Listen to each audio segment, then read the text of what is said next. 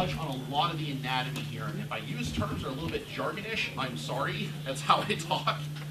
So the first thing we're going to notice is you're going to kind of notice how the skeleton is very large. You're going to notice a lot of the muscles and a lot of the bones are very short. They're very stout. They're very thick. That's good. That tells us something very important called functional morphology. We'll get into that a little bit later. And of course, with the specimen, we can see how the spines are fused to the back, fused to the ribs. Very interesting, very unique. But we're going to go ahead and start from the top and work our way down. So we're going to start with the skull. The skull is very interesting because we can tell a couple of interesting things about it. For one, the nasal area, the nasals, or where your nostrils are, where your nose is, there's not really a divider there. It kind of goes all the way back in that nice little big crown there. The eyes are hooded, not very muscular, but they're more bone, they're more hard structure. We also notice that he has multiple different types of teeth. He has fangs. Interesting. Not a lot of dinosaurs, reptiles have that. It's a feature called heterodonty. It means different teeth. Now the other cool thing here is that we notice that he's got this structure right here. This is his cheekbone. It's called a zygomatic arch. The other thing we have to notice is that the spines, or the bumps that turn into his spine as you go further along his body, they're fused to the skull. Very interesting. So they're not scoops, they're actual bone. So they're not skin particles or scales, they're bone. The other thing we have to notice is we have this nice long, thin jaw, but a nice, really wide dentary here, or possibly coronoid or cerangular, part of the lower jaw. Right here for some good muscle attachment. Of course, there's a nice big wide open area here for the mastector muscles, which if you put your finger right here and chew, that muscle is called the mastector. It's what you use to chew with. It's what controls your jaw movement. So on that, let's look at and compare Godzilla to some other skulls. Now this is where we compare. This is where the comparison comes in. So we have Godzilla's skull here in the upper left corner. And we have an extant mammal here for comparison. We have, of course, you recognize the Tyrannosaurus Rex skull, and of course in the lower left we have what's called a Gorgonopsid. It's a mammal-like reptile from the late Permian. So here's a question: what kind of mammal is this? Is that a seal? You are close. It is a sea lion. So this is a semi-aquatic mammal. So when we compare this, what are the similarities you notice between the sea lion and Godzilla's skull? Fangs. Fangs, again, heterodontid dentition, different teeth, very prominent fangs. We see those in Godzilla. You, sir. The nose. The nose is actually a very big one because in mammals, a lot of the division in the nose is in the harder material up within the nasal cavity. It doesn't have a split or doesn't have a rostrum like in dinosaurs or reptiles. It's structured more like a mammal. Very interesting. And you can also notice here the Gorgonopsid has something very similar as well. Yes, so this ridge, you bring up a really nice observation there. This is called the sagittal crest. So all mammals have this to a degree. We have a very small one back here, and it's a very small one up here, because that's where the mastector, those big jaw muscles, connect and they attach. And of course they attach through the zygomatic arch. If you look at like a lion skull, or you look at a saber-toothed cat or a cat skull, they have a sagittal crest, and the bigger that is, what do you think that means? It gives you more area for... That's part of it, but it's less part of what it opens, but what it does when it closes, that's bite force, that's strength. So there's that nice comparison there. So we have a semi-aquatic reptile of sorts, or semi-aquatic animal, we don't know what it is quite yet. A marine mammal, very closely, very, very close representations. We also have nice wide area for muscle attachment here, comes up to the skull. And of course we have a Gorgonopsid, which also has fangs, also has that singular nasal up front, nice area for muscle attachment in the back, and also has a zygomatic arch. Very similar to what we see in Godzilla, but from a more extinct animal. But when we compare it to a T-Rex, we're missing a lot of features. A lot of features. And I use Tyrannosaurus as a very generalized theropod that a lot of people will recognize. But you notice there's not a lot of similarities between a Tyrannosaurus and Godzilla. rest of the skeleton. Now here's where functional morphology kicks in. This is what we find out about cool stuff. Form follows function. That's a key word, that's a key phrase we want to learn about talking about functional morphology. Form follows function. So that when we have very big hulking muscles or big hulking bones, they're built for power. If it's short and stout, it's built for power, or if it's long and it's thin, it is built for speed because it tends to connect to one of the bones. If it's long, you can go in a much wider arc, much faster than you can if it's not very much.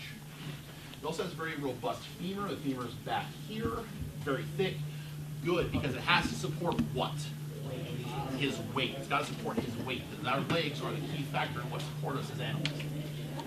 So short and thick arms. Now here's an interesting part here I've noticed about this specimen here, is that these shoulder blades swing backward, a lot like we see in dinosaurs. Tyrannosaurus rex, sauropods, ornithians, all of that stuff have this nice wide arcing back shoulder blade. Now the other thing that's really interesting here is the spines. So we know these spines glow. We know there are multiple of them. They're very irregular shaped, very bumpy, very maple shaped. Now, they have a very texture called rugose, which means they're very bumpy. They're full of holes. They're uneven. They're not smooth, which means they have a very rough surface. Now, that's for an increase in surface area. Why do you think an increased surface area is important for an animal with this kind of structure?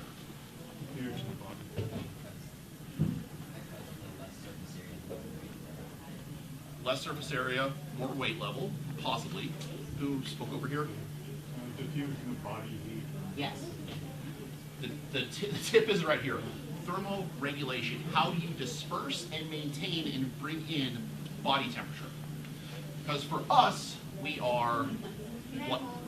Mammals, but we're what? Warm-blooded. Warm-blooded. So reptiles are cold-blooded. I want to quote my professor here. It's not cold-blooded. If you're cold-blooded, you're dead. The terms that we like to use are called endothermic, which means we maintain our internal body temperature through metabolism, and ectothermic, which means that most of our energy and biological sources come from the heat. So when a lizard is warming itself, he's warming up his body, warming up his metabolism to become more active. So thermodynamics and thermoregulation of this sense, because that helps him absorb more energy and is able to release more energy. And we can see this a lot when Godzilla uses those spines as an expression of, well, bioluminescence, getting ready to charge out an attack, getting ready to charge, or just basically getting ticked off and teed off. So here's where we get into some interesting things, because dinosaurs have a horizontal stance. They walk as if they're bent over with their tails acting as a bit of a suspension bridge between the tail and the torso and the head. Godzilla doesn't. He stands more upright like we do. Very, very kind of upright stance. The other thing that's interesting is that Godzilla in the Showa era is portrayed as having what we call a plantigrade stance. You're standing from your toes to your ankle, much like in this picture here. Now, dinosaurs, birds, most mammals, and a lot of other groups within there are digitigrade. They stand on base of what's effectively the balls of your feet. And of course, we have ungulates, which are a very different beast altogether. So here we have the Sony Godzilla, and we can kind of see that he does have a very digitigrade stance. His ankle is raised up above the ground, similar to dinosaurs. Of course, his entire structure is built more dinosaurian than any other Godzilla specimen we've ever seen. Now, here's the 2014 Godzilla. Now, here's an important question. Is he plantigrade or is he digitigrade? Well, actually, trying to make a statement.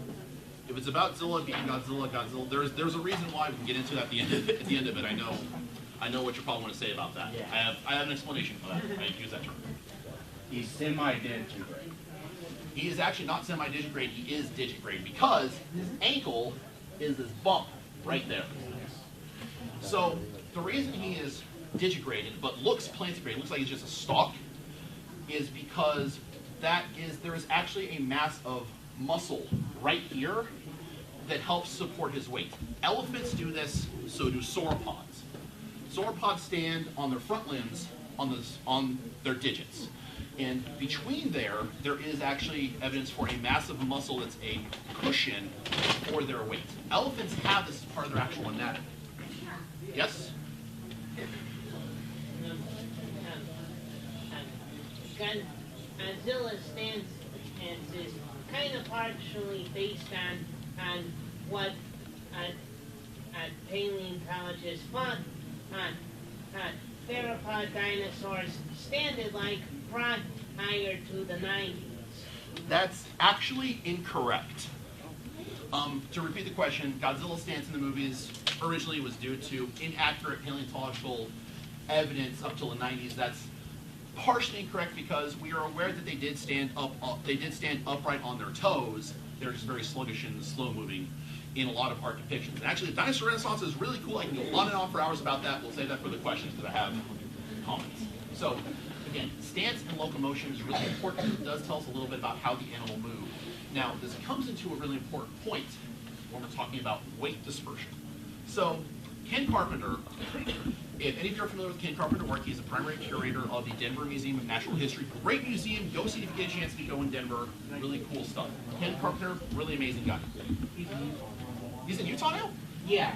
He left about more than 5 years ago. I am way out of touch with him. I'm going to get back in touch and see how he's been doing here. But Ken Carpenter, if you guys have the official Godzilla Compendium, he published this article with this image of Godzilla from 1954 reconstructed as more of what we now understand of dinosaur anatomy.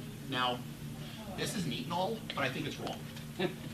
For one very good reason, because when you're standing like this, where's most of the stress on your body going to be?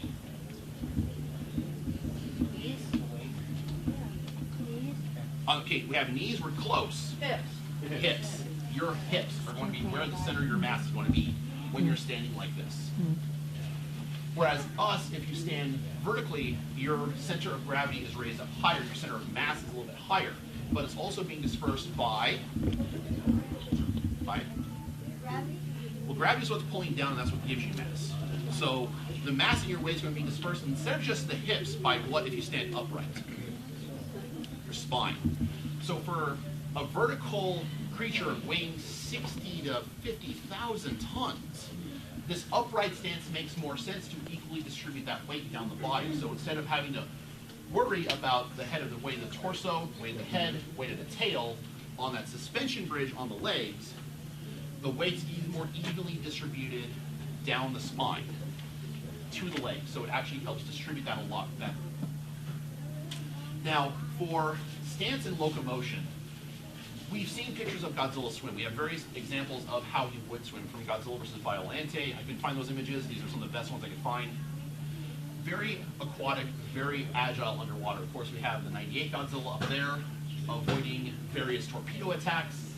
And we have Godzilla 2014 swimming. And here we have an extant living marine iguana. So here's a question. What do you notice about the way these guys are swimming?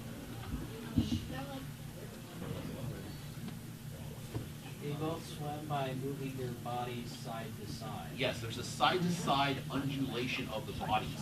Now, this is actually a very, very basal trait in all organisms, because our earliest ancestors, fish, some of our earliest ancestors, fish, they began to swim with a side-to-side motion using their tails and the side-to-side wobble of your back. Now, even animals today, mammals, like a horse, it still has a bit of a minor side-to-side undulation. It's very minor, but it's there.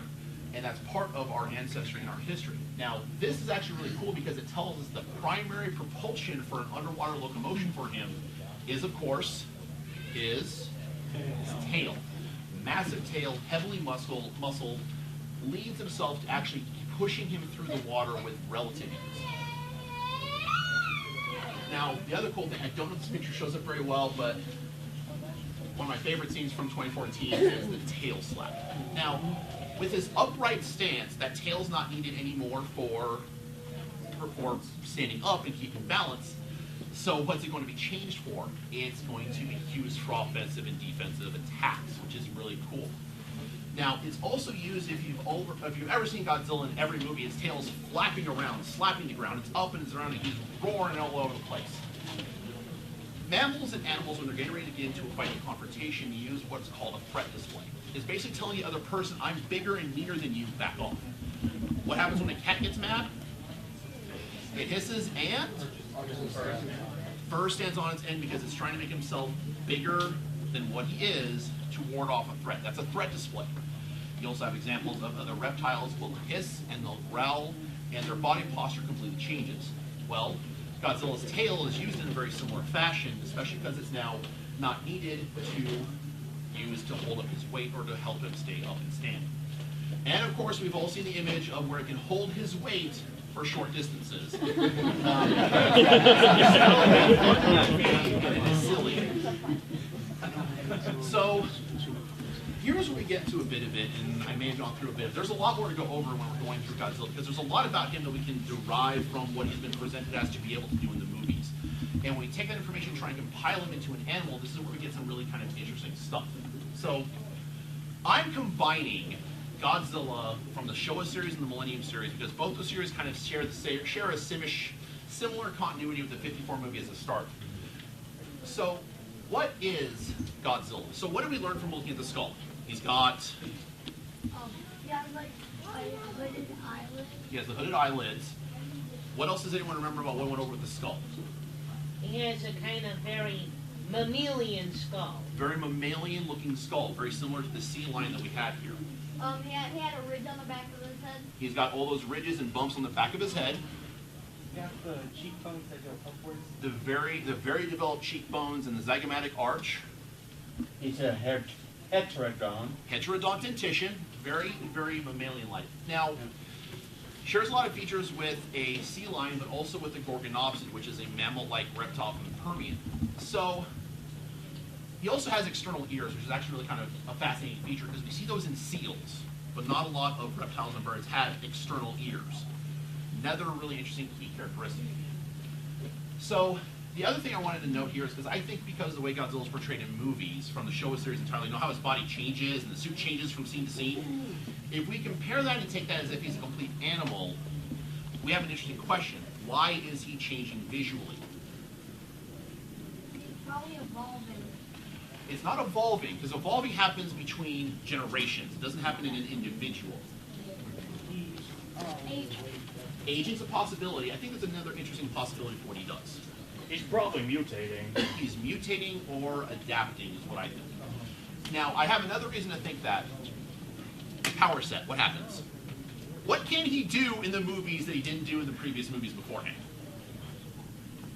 Shoot lasers out of his mouth. Shoot lasers out of his mouth. Now, we don't know if that's a derived characteristic he's always been able to have, but it's one he's always had since we've first seen it. The nuclear pulse. The nuclear pulse, that's more the 90s Godzilla.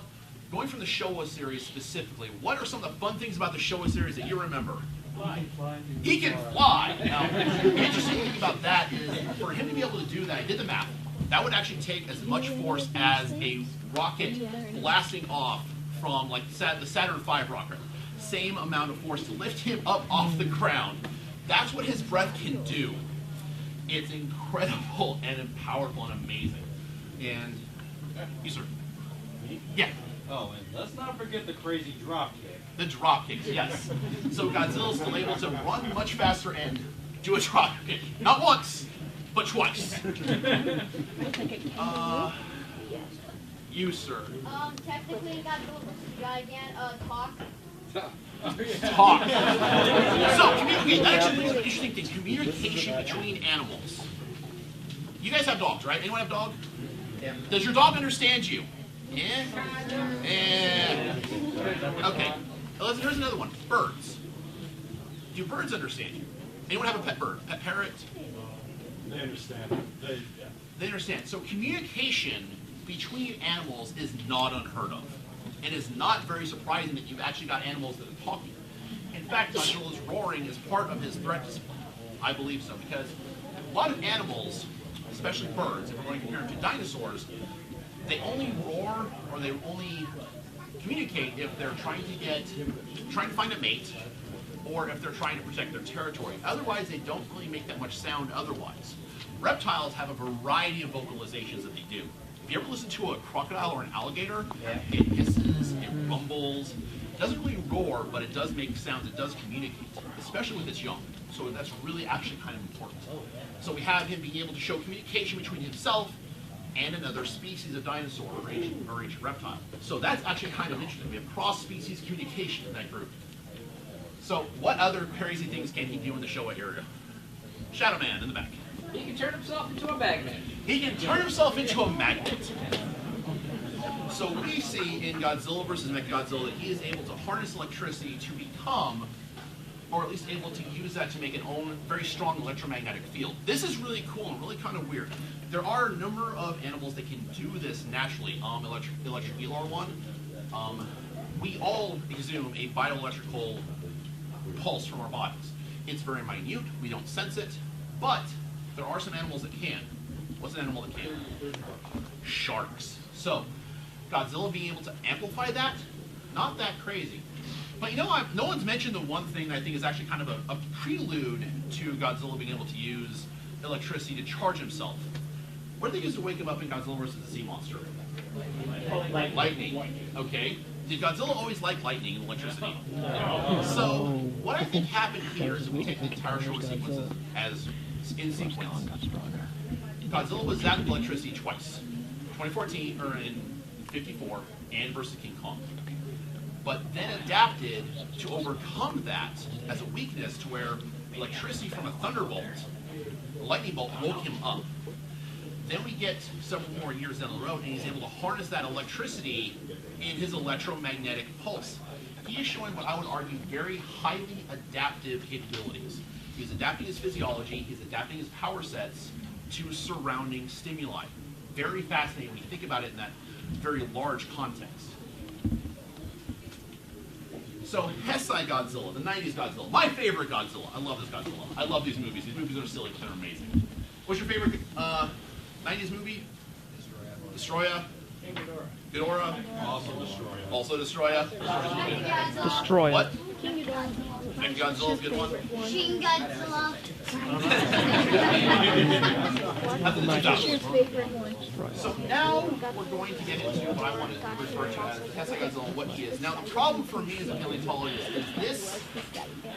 They explain what he is in the movie, so it's kind of less fun for me to figure out, okay, what he is. Oh, we already know he's a mutated dinosaur. Okay, problem solved. No, problem is not solved. Why is the problem not solved? What kind of dinosaur is he? Godzillasaurus. Now, within taxonomy, we have a Godzillasaurus, so we have a description, we have an animal, we have pictures of him, we know what he is.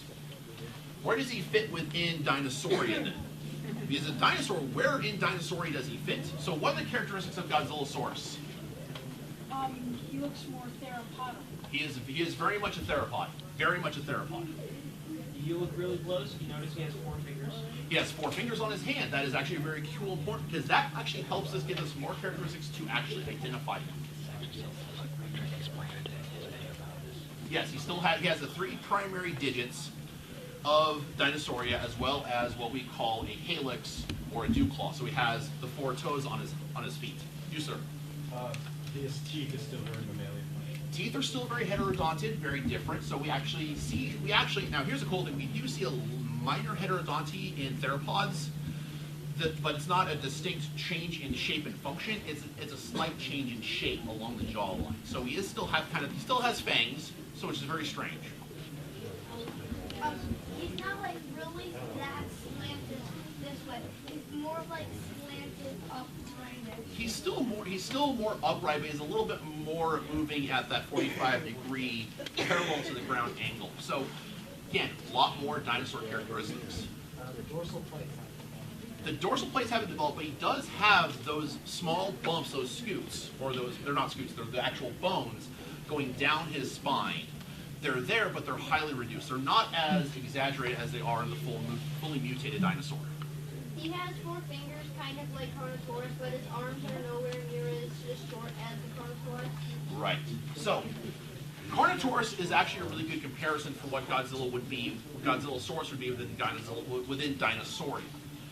The reason we know that is because of the reasons that we explained so far. He is built like a dinosaur. He has the hooded brows. He has slightly different kinds of teeth. And the big part is his arms. Because Albiasauridae, which is a group that includes Carnotaurus, have amazingly 4-fingered hands. Now, this arm is highly reduced. This is actually humerus. So this bone right here, that's what this one is. Highly reduced in Carnotaurus, very useless. The other cool thing about Carnotaurus that kind of matches with Godzilla is the back spines, the dorsal spines. Carnotaurus, the one specimen we have, actually has fairly well-preserved what are called osteoderms. They're scales of sorts. They're bones within the scales. So their armor on the back kind of matches what Godzilla has as the Godzillasaurus. So if we are to say this, then the Hesai Godzilla is a mutated alveolosaurid, or a species of mutated alveolosaurid. So Sony Godzilla. Here's where there's a lot of controversy. And I'll get into this. Yes, he's the Iguana. But the reason I include him as a Godzilla and not just Zilla is because in the movie, which is where I'm taking a lot of the inspiration for the information is, by copyright law is Godzilla. It is not Godzilla. It's a Schrodinger's Godzilla, if you want. So it is in both cases Godzilla. Schrodinger's not, it is, it isn't. So copyright-wise, the '98 movie, he is called Godzilla, so that's what I'm referring to him as in this one for, because that's just copyright law. Now, copyright law is really weird, don't get into it. So, we have a weird animal here. So, we have a base iguana. Okay, iguanas are plantigrade. They're marine animals, well, specifically marine iguana. They're plantigrade, they're marine animals. They have some other interesting characteristics, but when we get to Godzilla, the Sony Godzilla, we get a complete and utter metamorphic change in his entire physiology. None of this makes sense. As much as I love the design, none of it makes sense. We have from a 4-legged plantigrade animal to a 2-legged horizontal theropodian saurian stance, which is also includes a digigrade, because here's his ankle. His hormones, and this is the part that if people don't realize, his hormones show up on a human pregnancy test. Human pregnancy tests test for mammalian hormones. So if we're to consider this, there's a mix of mammalian DNA in here somewhere, or mixed in the physiology. He's also hermaphrodite of sorts. He is male, but can lay eggs. These eggs are fertilized upon being laid. And it's very fast locomotion. This animal is about 180 to 150 to 180 feet. Can run upwards of 300 miles per hour. This is a fast-moving animal. Lizards can be fast when you watch them, when you get them to run, they won't move. So here's the problem that comes for us trying to define. We know the base animal is iguana, but the resulting mutation has to have so many different mutations going on to change the cell structure, to modify the physiology, and also one of the things we're switching physiology. He's ectothermic. They state in the movie he's ectothermic, so he's cold-blooded. He's colder than the buildings around him, which does not make any sense actually when you think about it. But going for movie logic, he's an ectotherm, so he doesn't generate his own heat, but the environment generates his body to form it. But we've got so many different physiological changes happening here, from the radiation that irradiated this thing from an iguana egg into this. I don't even know if you can say he's an iguana anymore. You can't. Well, if we're to be honest, physiological changes within evolution, he is still an iguana, still a reptile, but he's so much more derived and so much changed from the previous base animal. I don't know if you can call him an iguana anymore, which is where we get into really a lot of confusion here. So let's go to the legendary Godzilla, which is actually one of my favorite Godzilla designs, because it's a beast. So we know from Serizawa's research that it's a large reptilian predator that's been around since there was a lot more radiation on Earth, from really about 10 million to or longer back in the past.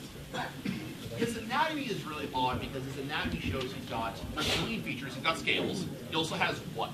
Gills. Gills. Gills we only really see in fish or neonate amphibians, basically very young tadpoles, or Aphiliox.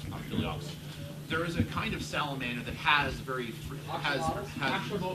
yes, thank you. I cannot pronounce it for the life of me. But these are features we find in amphibians and fish, not in reptilia. But he's also an air breather. He's got lungs. So he's an amphibious reptile with some of these evolved features, which makes it really interesting when you're trying to find them. He's very chimeric. All Godzillas are very chimeric. we have amphibians, we have reptiles, and it's just a strange situation for him. And also, we don't know what. Although we do know that Godzillas do eat radiation, or at least use radiation as a substitute food source in some fashion. But for Godzilla 2014, the Legendary, we don't know what he eats. So here's the question: what do we know about all the Godzillas so far? About to try and determine their diet. They have very sharp teeth, which suggest a meat-eating diet. Yes, so sharp teeth suggest a meat-eating diet. All Godzillas have these, so we can presume that all Godzillas are carnivores to some extent. Yes. Godzilla Jr. also ate some whales. Not counting Godzilla. Godzilla Jr. from Godzilla vs. Destroyer. Correct. So we have some evidence that at least young Godzillas did feast on fish or feast on something, but otherwise we don't really see them eat on camera. There is some auxiliary material that's only in Japanese that says the show of Godzilla also fed on those as well. However, that's true. However, there's also the rumor that in the first Godzilla 54, Godzilla, when he shows up on Oto Island, shows up eating a cow. However, it was cut because it was too gruesome at the time. There was also what a party Godzilla saying that he actually. I still can't hear you, Sarge. There were parts in Shin Godzilla and the original Godzilla saying that he actually ate some humans at some point when he was in his first form, and that in relation to ED. That's not portrayed very well, so I can't count that as canon quite yet. I'm going strictly from the movies and kind of excluding any material because this is the hard evidence we've got. And then Godzilla, Godzilla vs. Godzilla 2, the baby Godzilla, when it hatched out, the one girl said it, Yes, so that's an interesting question here because we bring up the infant Godzillasaurus compared to the adult and transformed Godzilla himself. To where we have a herbivorous animal with sharp teeth. Now, here's a question. What do bears eat? Anything they want. So what does that make them?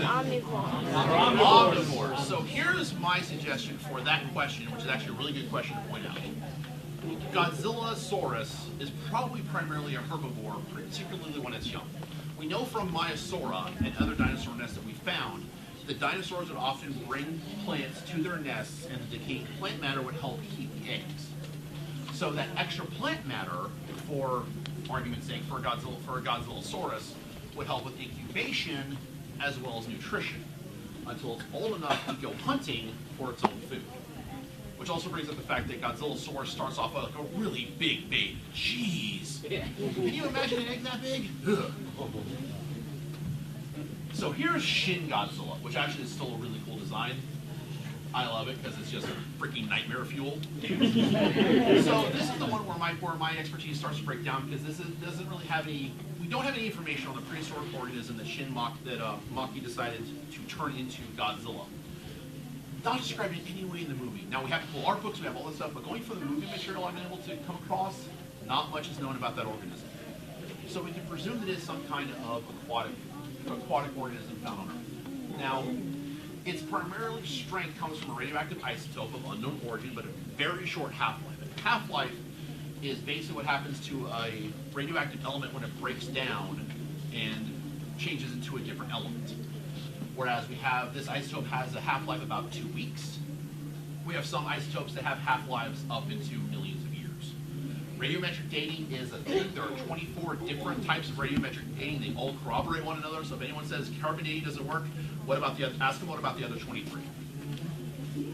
So the one thing we notice about Shin Godzilla is he is highly adaptable to his surroundings. He reacts to external stimuli very quickly. He mutates. He adapts. His body forces itself to adapt to all external stimuli. We don't see anything like this on Earth at all, which makes it very hard to categorize. Especially because at the end of the movie, he starts adapting and splitting up into much smaller, different forms to probably, I would argue, combat the entire fact that a group was defeating him instead of a single large-scale attack. So we also see in the movie that he's able to reproduce through budding or fission. So like how sponges reproduce, you cut off a piece of it, it starts to grow again. This is what happens to Shin Godzilla. breaks apart, splits apart, they start growing into other Godzillas. So potentially continued attacks on him, we could end up with an unbeatable army of Godzillas in a little under 5 years. Which would be awesome, don't get me wrong. So, and here's one where my knowledge breaks down, because I am not a botanist. I'm not a paleobotanist, I'm not a botanist at all. I skipped that class because I was more interested in studying about reptiles. So we know from the anime Godzilla, who's seen the anime Godzilla? Most of the room. So we know that he is what? A plant. Now he's a plant with some very different, interesting things. He's a very large organism, very long-lived organism, and he's got evidence of radiation, he's got evidence of metal in his body. Very kind of odd organism. Yes. There were actually 2 Godzillas in the anime. There are 2 Godzillas in the anime. The smaller one that's budded off is actually an example of this Godzilla reproducing. So look, it's Godzilla 98 all over again. No, I'm kidding. So we have some of the various Godzilla abilities, the electromagnetic pulse, we have the irradiated heat beam, we have all of this other powers and stuff. But here's the question, can we actually get a plant this large? You'd be surprised. There is a fungus, a honeycomb fungus. I want to try and pronounce this, I'm terrible at it. Armillari ostiae. It is the largest single organism on the planet. It currently encompasses about 8.9 kilometers of land. It is a single fungus that is just growing on the entire plot of land. So yes, it is theoretically possible we can get an animal with the mass of Godzilla, but not in the shape of Godzilla. So let that think in. If anyone played The Last of Us? Yeah, fungus, right? Am I right? Zombie fungus. Ugh. Oh God. That don't mind me of fungi, it's Matango all over again. Alright, so I will end this with a couple things. All images are used under fair use and educational parody uses. I hope you guys enjoyed the talk so far. I'm not done quite yet. Thank you for your participation in answering my questions. I appreciate all of it. And now, the memes! I don't always destroy things, but when I do, it's because they were things, and I am Godzilla. That moment when Godzilla used the Force and became the first Jedi. My favorite one, because if I can do the voices, I do the voices. What is a king to a god? What is a god to a non-believer? Challenge accepted. Of course, bro, do you even lift? Of course, my favorite one, because of Batman v Superman. You were never a god. You were never even a king. You're letting them kill Mothra.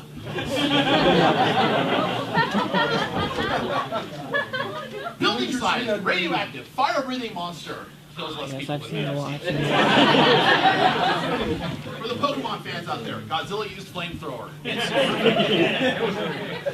Now, if you watch Godzilla backwards, it's about a giant lizard who helps rebuild a city and then moonwalks back into the ocean. Oh, Godzilla eating me. I guess someone won't be phoning home. Oh, Extreme Godzilla, yeah, that's because the awesome. 90s. I'll do my best Cumberbatch impersonation. I am fire. I am death. That's cute. That's it. Everyone dies. And if you're a fan of the 90s films like I am, you realize that Godzilla is powered by glitter. Radioactive You glitter. thought heroes would not appear in this presentation. You have been misled. It's a nice model. That's a nice model you have there. My favorite one, if you guys know the triggered meme, my favorite triggered meme is Shin Godzilla, of course. How do you miss something that big? Who's firing that thing? Explains a lot, right? So the ending of Shin Godzilla 2016 is essentially Japan pulling one big home movie. And it works! They basically just put one big giant trap. You may be cool, but you'll never beat Godzilla in Oh all yeah, that's from a Japanese manga. That is from an actual manga. No joke. Yep, I looked that up. Even though there's no God or Buddha, there is always Godzilla. Now, if you're a fan of Pokemon Go like I am, let them fight. Got the teams wrong, Team though. Mystic? Anyone Team Mystic? Team Mystic? Team Red? Valor. Team Valor? Yeah, you got switched. Team Instinct? Alright, yeah. Okay. And finally, the end, everyone. What friends think he does? What society thinks he does? What the military thinks he does? What Tokyo thinks he does? What he thinks he does? What Minya thinks he does? Everyone, we have several minutes for questions. Any questions? I imagine there may be